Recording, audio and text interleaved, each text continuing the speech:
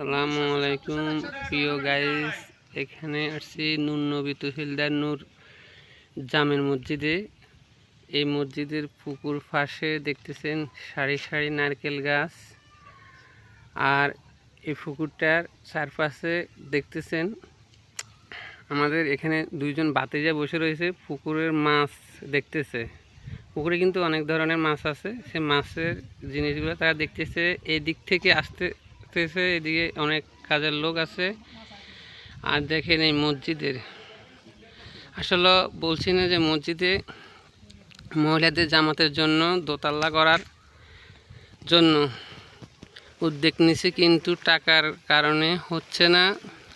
Here আগে একটা video দিয়েছিলাম, সেই ভিডিওতে বলছি কেউ যদি অনুদান দিতে চান তাইলে হয়তো মসজিদ কমিটির নাম্বার দিতাম।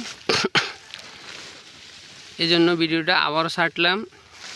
দেখেন খুব প্রয়োজন, মহিলাদের জামাতের জন্য খুবই প্রয়োজন। আমাদের মহিলাদের জামাতের কিন্তু জায়গা নাই, এখন দ্রুত একটা দোতলা প্রয়োজন আছে।